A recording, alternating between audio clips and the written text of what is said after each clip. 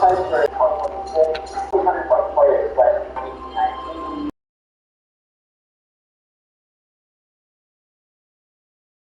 Very good to see all these guys and would just all there. That's how you're playing. But regardless, you're going to be for one to go get Kadri. You can even say go get some other.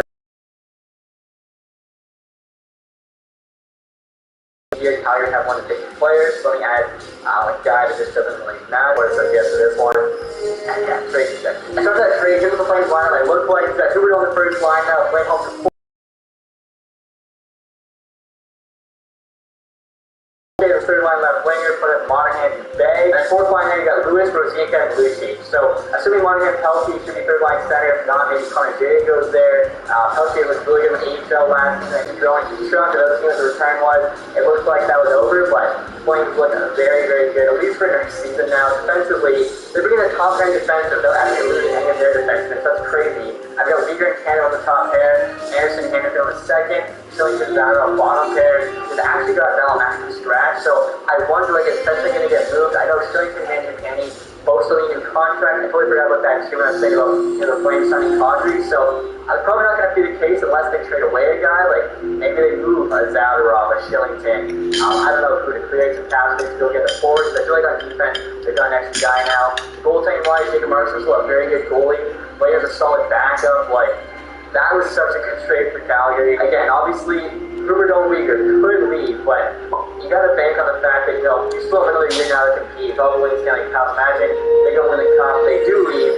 I don't think the Raptors are upset with the trade they made, DeRozan for Kawhi as they win a championship. So, you look at it like that, I think it's okay.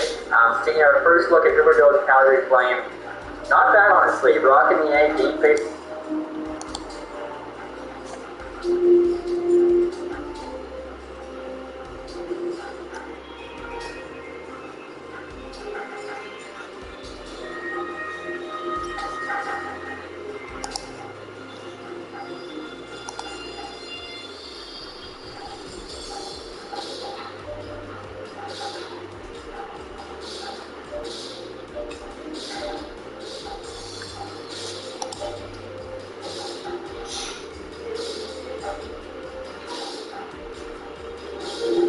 Your journey begins when you hit play.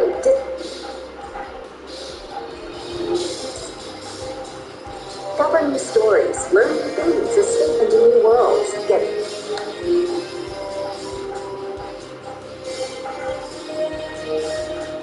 30 days free. Get 1 credit a month for any title, plus thousands of other included titles free. Just sign up and listen, only on the Audible. What's going on, guys? Here's the most recent trade in NHL, with Columbus signing Oliver Bjorkstrand, Seattle Kraken for a 3rd and 4th round pick. If that sounds insane, it's because it was. I think you obviously know who won the trade in real life. Also, who's going to win the trade in this game. I just want to kind of give you guys my thoughts on it. So, this trade happened after Columbus signed Patrick Laine to a 4-year, $8.7 million deal. Got him locked up. They're about $6 million over the cap space. Had to trade somebody. I really thought it was going to be Knight Fist. They're probably going to add a 3rd and 4th with Knight Fist to trade him, but as it turns out, they're going to trade him for Bjorkstrand, which I don't think was the right move. So, like I was saying, guys, for sure, obviously they signed to make it more than that in real life. I still think they'll update all the player contracts and just move them to the right teams. Line is at 8.7, like I said, for the next 4. I really think, they could have moved someone else other than Bjorkstrand. For instance, if they just did sign to Branson, he's not even showing up here because they thought it was so low. That's at $950K as well.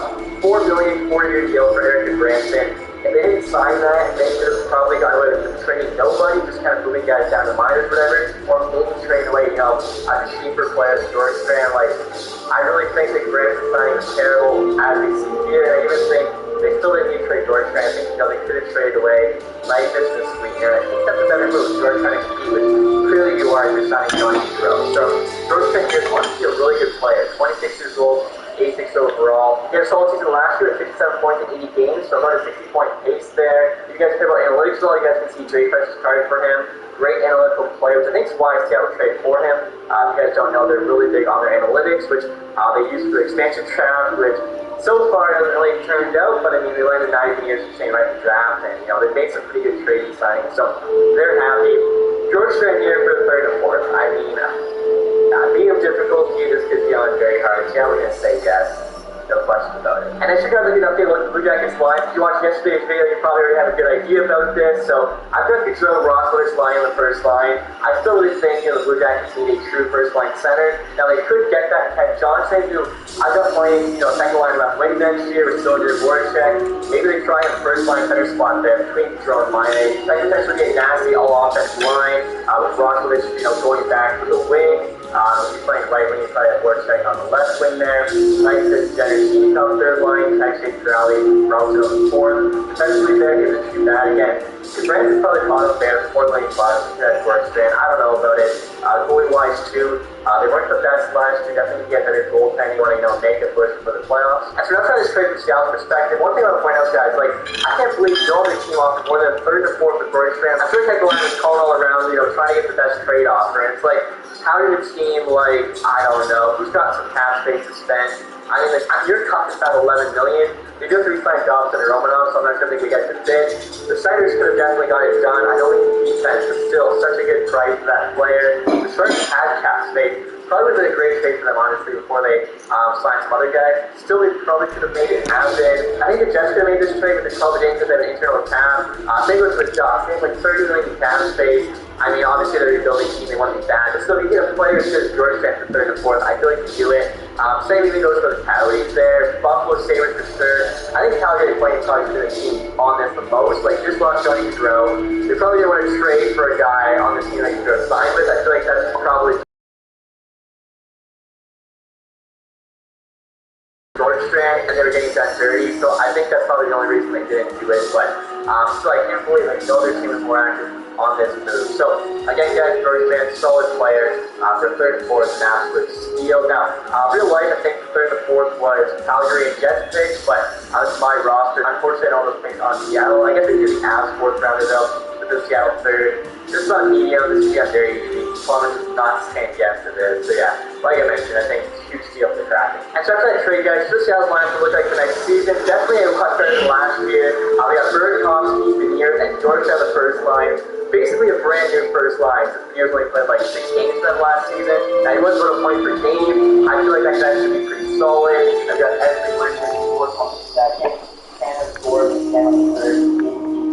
Longer on the one. So definitely will a lot better. But the team actually I think the team is a good way to have the next. Especially here we got John Larson, Joel Valencia, and Oregon. I think we're going to go with my straight team because Doctor is something that they can work on this defensive. We'll take one of the cards to start.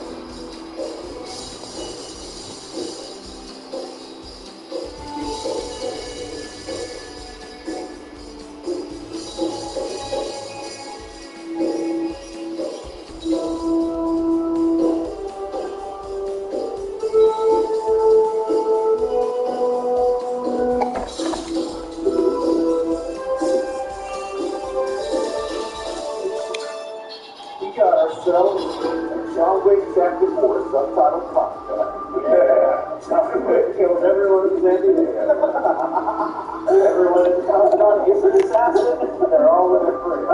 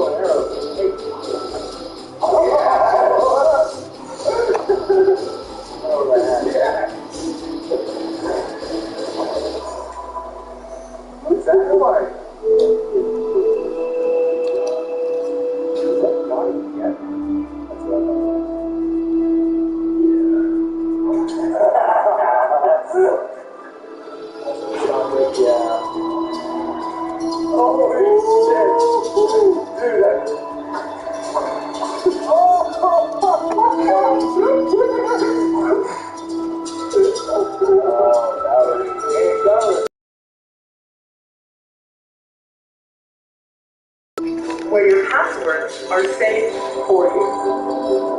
There's no place like Chrome. Entering notice, flash the brief small spaces.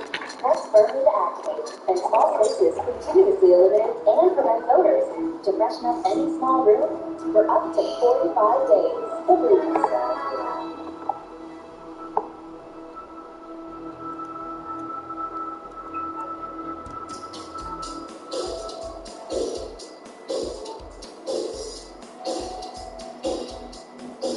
Anyone said, is that Donnie Yen? That was Donnie Yen. That's if that's Donnie Yen. It looks just like him. Next one, I'm sure you have one Google. It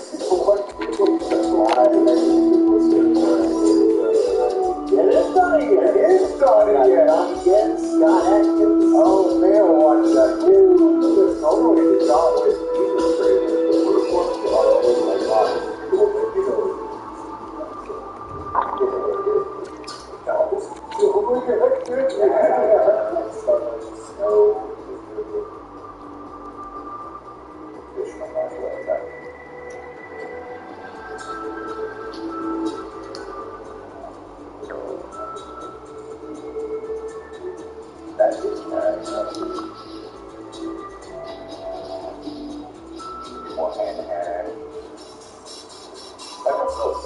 He's like the main bad guy. Yeah, and so I think I saw Donnie Yen behind him. Yeah, it's over his shoulder. I love that shot. Love the shot. I know you heard there's somebody too. That is totally Donnie Yen. So cool. Just like great action. She's like a blood.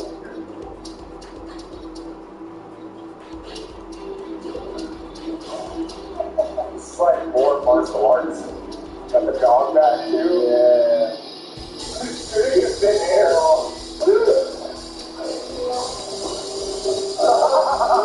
love it so much.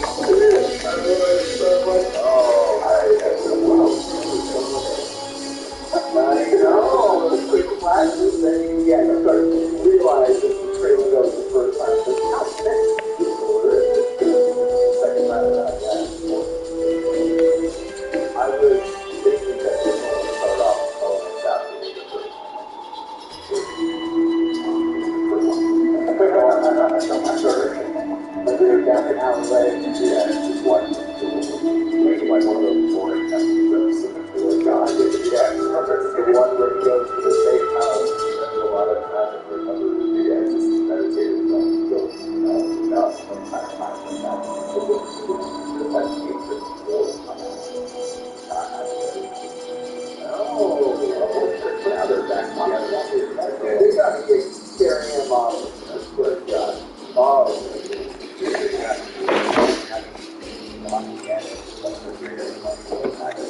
All the time, going toe to toe beyond reach.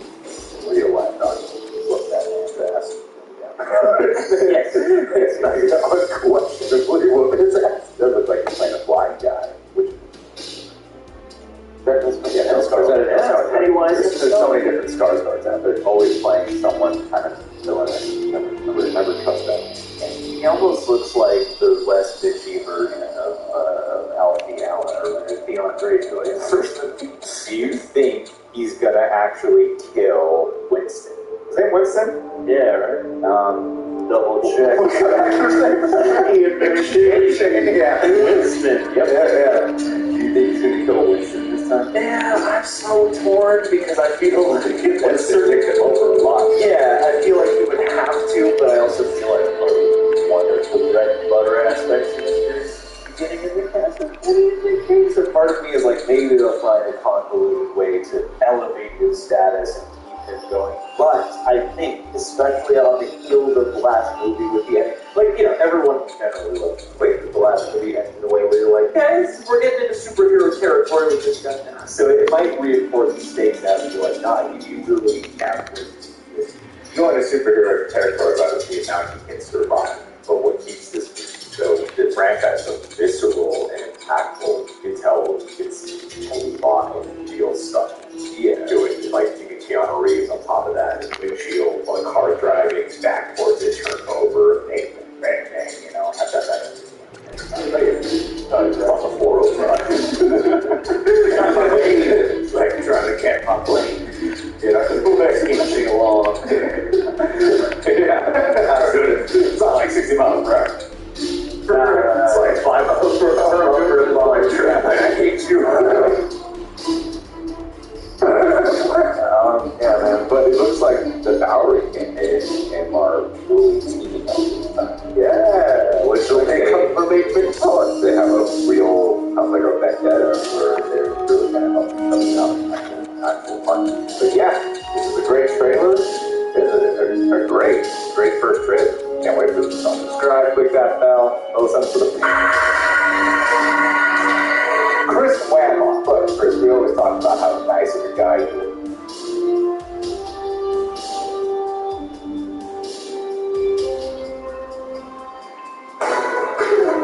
Go out with friends without going over budget.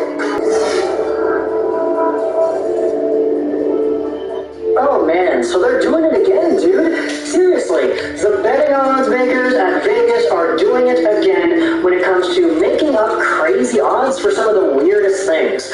Last time we talked about the odds makers and what it is they said had the most likelihood of happening. We talked about the Detroit Red Wings head coach vacancy at the time, and how the guy with the highest likelihood, according to the odds, to get the new coaching job was none other than Sergei Fedorov, a guy that really didn't have any link to the Red Wings in any of the rumors that we had heard. I mean, sure, he was a former Red Wing, and he was a coach in the KHL that won the championship this previous season, but there was really no link between him and the Red Wings for the coaching job at all. And the guy that eventually got the job, Derek Lalonde, who was the guy that I thought was going to get it the entire time, ended up having a lot lower of a chance of getting it. So the Vegas odds makers, I mean, sometimes they're kind of out to lunch, aren't they? But either way, they're back here with another special sort of list of odds that you can bet on if you believe this is actually going to be a thing. It revolves around Patrick Kane, Chicago Blackhawks forward, 33 years old, 5'10", 176, signed till the end of 2023, making $10.5 million a season with a no-move clause. Now, I know the no-move clause might or might not actually be important in this conversation, but the way Patrick Kane has been playing his entire career has been nothing short of spectacular. Even last season, 92 points, 78 games, he had 66 points in 56 games the previous year, and 2 seasons ago he had 84 points in 70 games, not to mention the 110-point season he had in 2018-19.